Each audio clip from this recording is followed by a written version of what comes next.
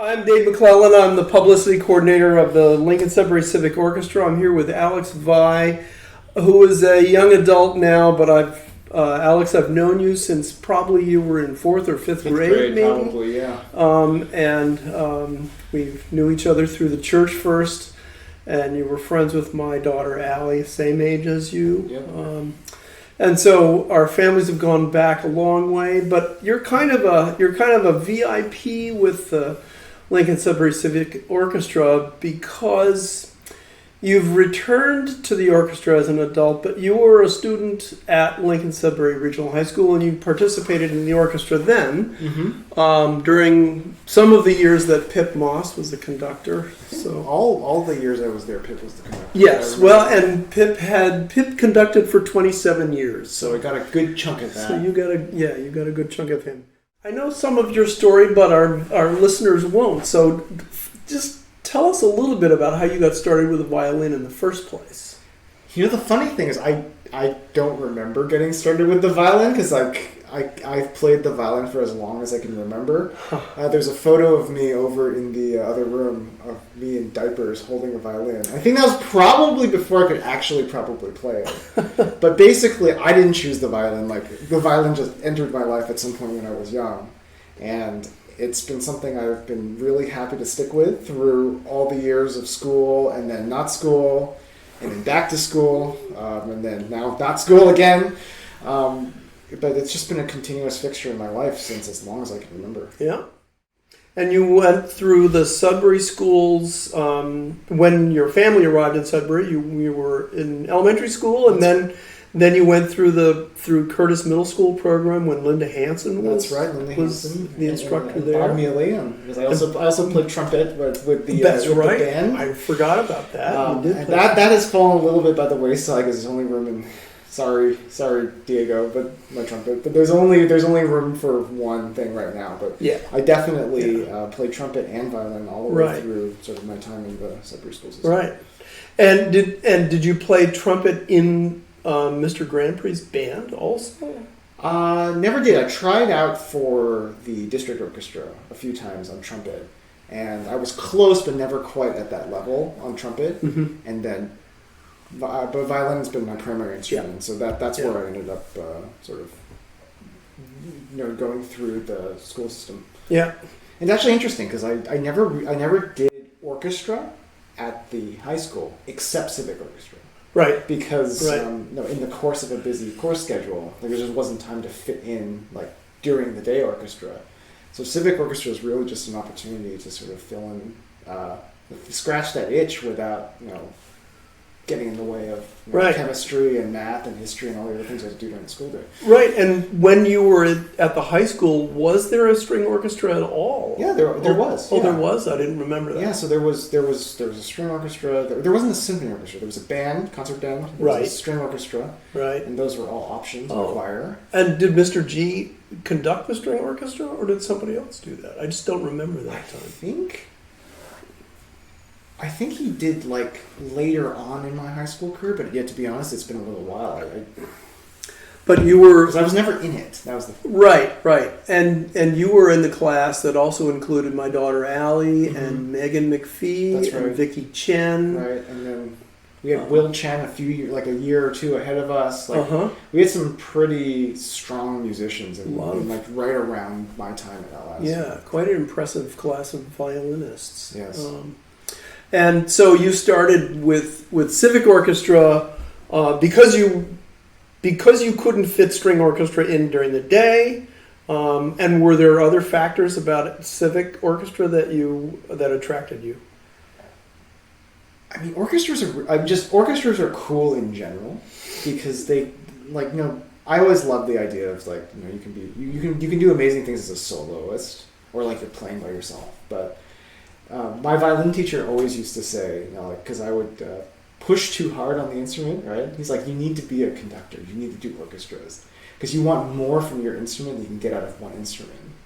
And so if you can be part of an orchestra, like a string section that's sort of working together, and you really do end up with something that's more than some of its parts. And so I've always just loved the bombastic, the sort of the fullness, the power, and the sort of depth of character you can get with all the different voices in an orchestra. Yeah. And that there's something about that, right, that is hard to replicate with any other sort of musical setup. There's not a lot of bands out there that have 100 plus people in them. Yeah. Right? And the thing about Civic Orchestra was that it was close. It was right near home. It was an easy journey away. Didn't involve going to the city all day on Saturday like the NEC orchestras. Like Gypso does. Or like Gypso or the NEC prep school orchestras, which is what I did when I was growing up. And it was also, the other cool thing about the Civic Orchestra was it wasn't just students, right? Right. It was always a mix of students of all different sort of age groups and levels. Even sometimes like a middle schooler would show up if they were motivated.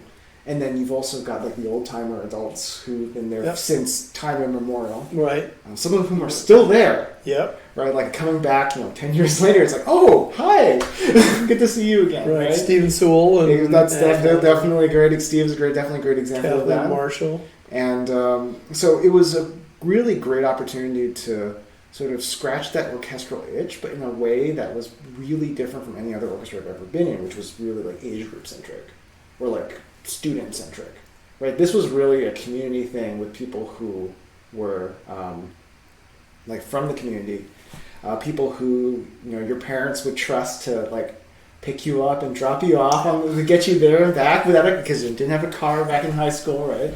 So it was a lot of those things mixed up with the musicality of it. That I found really, really exciting. Yeah, great. Well, I'm glad you mentioned the community nature of it, because that is what attracts so many people. And at the time you were in Civic, the school was still offering academic credit for participation. That's right. Which, if you played in no other ensembles, it also allowed you to do district auditions. Right, so that was important, and districts was fun in a very type 2 kind of way, which is to say it was good to talk about afterwards. That's kind of like Outward Bound is. It's like 12 hours of rehearsal is a lot, no matter, like on a day is a lot, no matter what level you're in, right? Yeah. Right. But it's I mean, to be fair, the academic credit wasn't really a factor in me wanting to do it. It was just a chance to play music, a chance to work with Pip. You graduated from LS in 2007, I think, and then... That's right, 2007 in LS. And you went off to, I forget where. Where did you go? I went to MIT for my undergrad. Oh, right, okay. So was there for a few years. And then went to Oxford, actually, to get my PhD in chemistry. That's right. So... didn't come back to the Boston area until about 2016 or so. Uh-huh. And then I spent a few years living in Cambridge because that was where work was. And then, conveniently, I suppose, we ran out of space in Cambridge for the company and ended up in Marlborough, which is, as many people know, one town over from Sudbury, where I grew up. Right. And so here I am back in town. And so it's really interesting that you're working in a scientific field. You are a battery. You study materials science, right, and you're a battery expert. Right. So yeah, that's my day job. It's is working on batteries, grid scale batteries, solar, wind, that sort of thing. Shipping containers and utility company sizes. Mm-hmm. But you, as I came to your house, I heard the violin going. So you were practicing. So you're finding a way to balance working full time and playing the violin. Yeah, keeping up with the violin is, to be honest, this is the last couple of years has actually been the first time I've been like without an orchestra since I was little. Uh-huh. Right? Since I was like 6 or 7 or something. Because I played with in high school with the Civic Orchestra, the MIT Orchestra. Right. I sticked with them as an alum for a few years. I played with the orchestras at Oxford. I mean, even I went back to the MIT orchestras for a little bit. Uh-huh. Right. Since you were living in Cambridge. Since I was living in Cambridge, we just sort of take the number 1 bus down to MIT. Right. And I actually stopped because it was getting to the point where I couldn't plausibly be a student anymore. right? And like you're with stand partners who are 10 years younger than you, and they're like, hey, what's going on in your life? And like, I'm desperately worried about my organic chemistry exam tomorrow. And I was like, oh, I had my last exam 10 years ago. I have no advice to offer you other than it'll be fine. And then you suddenly start to realize that, oh, it's like the music is still the music, but you know, you're like, their problems aren't your problems anymore, right? And I've been working with Adam Boyles, who was wonderful for so many years there, that it was like, you know, and then especially moving out here to the suburbs, I was like, it was time to move on from that group, even though I like had a 10-year span of working with them. Mm-hmm. And I think actually that gets right to the point I was making earlier, which is like civic orchestra is such a community thing where you end up in a mix of people again. Yeah. Right? So it's not like you're someone who's 10 years out of college trying to like blend in with the college kids. You're just one of the people who lives around here, who happens to like music. You happen to play the violin, so they throw you in the violin section. Right. And you know, it's always about making the best music we can with you know, who we've got and the time we have. And there's something really wholesome and lovely about that. Yeah. The community aspect of civic is such an important aspect, and when I think about the variety of skills, you know, there's an adult band that's offered through LS Adult Education, and I actually play a trombone in that band because I'm a beginner trombonist, and some of the players in that, I mean, the purpose of that band is quite different from civic, because civic is, we're dedicated to playing real orchestral scores, not simplified things, not simple music. And, you know, the programming of the concerts, even since Pip left, has always reflected that priority for doing real scores, big full symphonies and well-known popular overtures, and we still do concertos and all those things. So we don't play any simplified scores, but you know, it is a reach for some people. But it's also like, you know, it takes the music seriously without like taking ourselves too seriously, right? Because there's a lot of orchestras you could join, like they're around, and many of them are either like way more casual, or like they take themselves very seriously, and it's all very, very. All that matters is, you know, everyone has to execute perfectly on all their parts, right? And civic sort of finds a nice balance of those things, because it's not a toy by any means, right? But it's also just a place where even if you're, you know, it's a stretch for you, like you're welcome. It's an opportunity for people to grow and learn in a safe place. And, you know, again, like the range of people and the range of skill levels, so there's a lot of opportunities to, you know, sit, especially in a string section, right? Like sit next to someone who's better than you or a little bit worse than you, and we all have things to learn from each other, and I think civic is a very welcoming and open place for making that kind of thing happen. Yeah. And it's funny because this year you found yourself sliding right into concertmaster position in January, because our concertmaster Chris Brainerd got COVID. Oh, that was a bit of a shock, because I didn't find out until I walked in. Yeah. And to get ready for the concert, like it was the day of the concert. Yeah. And I think Nick had emailed me, but I hadn't checked my emails since, you know, whenever he emailed me. Like it was the last minute emergency. So I walked in, and he comes up to me in a panic, and it's like, "We need you to sit first chair." I'm like, "Well, it's a good thing I practiced the parts." I mean, it's like the habits you get from like other orchestras, right? It's like you always need to be ready for anything. Yeah. And so you make a point of learning what you need to learn in case you need to step in. So lucky that happened. I hope to everyone else's opinion that turned out all right. Yeah. But I think that was a very successful concert too. I mean, that was Alfonso Piacentini's first concert with us, and you know, he's a great conductor. He's young and he's learning, but he's wonderful. Oh, he's fantastic. Yeah, he's got a lot of verve. He does, and for me in particular, it's actually more pressure too, because he's an excellent percussionist. That was his. Is he? I didn't know That was his thing, percussion. And he came over to me. Many conductors over the years haven't paid much attention to what I'm doing. They will ask for certain refinements, but Alfonso came over and we started talking about the scherzo of the Beethoven First Symphony that we played, and here's what you have to do. And he showed me a way to stand at the timpani that I never thought I would never have thought of. And then he demonstrated what he wanted me to do, and I said, okay, I'll try. It was great. I mean, he's the first conductor in the 10 years I've been playing that really paid a lot of attention. Give you like actionable advice. Yes, right. It was great. And doing it in a way that's not intimidating or exactly terror, because some conductors are terrifying. Yes, especially the ones who know your instrument really well. Right. Like that's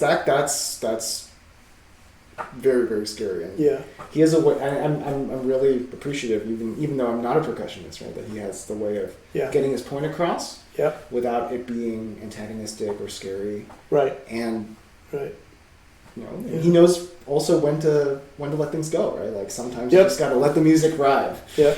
And he does have that. He has that line. He has that line. Yeah, he does. So where do you feel like? I don't want to ask where do you see yourself in 5 years question, but we're delighted that you're back playing with Civic again, and we hope you will keep doing it, and that you can keep fitting it into your battery job. I don't know how do you feel about that? I'm just gonna have to say we'll see, right? Because either it's startup life, right? So we're at a very critical stage, and with a company, and either it's gonna really work out or it won't, and we're sort of in that sort of critical year or so where we're gonna find out. Yeah. And to be honest, it's hard to predict exactly what's going to happen. But like either way, there's going to be changes. Like if we have to massively scale up and open plants somewhere, I may end up in another. Which would be great news to have for the company. It'd be great news. I might end up in another part of the country. Mm-hmm. And of course, if things go pear shaped and there needs to be a new beginning, that's fine. I'm happy for those opportunities as well. But I just don't know. So. Yeah, I hate to be so vague, but like we're just gonna have to see, right? As long as you're here, we hope you can stick with Civic. Yeah, and I'm happy to be able to help, right? And to be honest, like Nick reached out to me directly, and it's hard to say no to someone who's worked with you for that long, right?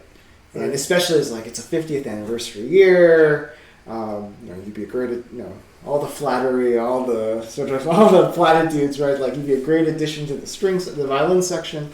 But I'm more than anything, I'm just happy to be able to contribute whatever skills I have and whatever experience I have to the sort of the team, right? And make sure that we try to have the best show that we can have in June, because it's a special year and 50 doesn't come around very often. That's true. And it's only your golden anniversary once. I know it's just incredible to imagine that like Civic Orchestra's been around since 1973. Right. 1973. Yeah. In our discussion with Ron yesterday, Ron Rowe, who's been around since the beginning, he was, talking about being contacted by Don March, who was the instrumental director at LS then, and he said, "Can you come join our community orchestra? We're going to start." And so that was before the first rehearsal. Yeah, and that's how it all. You have the connections you have, and then you start trying to pull in the folks and next thing you know, you got an orchestra. Well, this has been a great conversation. I'm really glad we got to sit down and talk about your involvement with Civic and your life in Sudbury and life as a musician and as a battery expert, etc. It's been a pleasure, Dave. It's always good to see you too, because we're in very distant parts of the orchestra from each other. So that's true. So even at rehearsals, when we're both there, we're looking out over a long distance. So it's great to be able on the same couch as you. Yeah, one of the nice things about being a percussionist is that I have these long periods of rest, and so I can walk around and take pictures of the orchestra. And I don't have a good one of you yet in action, but I'm going to try to get it next week. Well, I gotta keep that in mind because I have that like crunched up face thing I do whenever I'm playing the violin. Yeah. And everyone who watches me play knows this. I'm gonna have to try to relax and try to look civilized for any picture that you have. Well, this has been great. Thanks a lot, Alex. I really appreciate It's great to talk to you. Great to talk to you. Thanks. All right. Thanks for coming by. Yeah.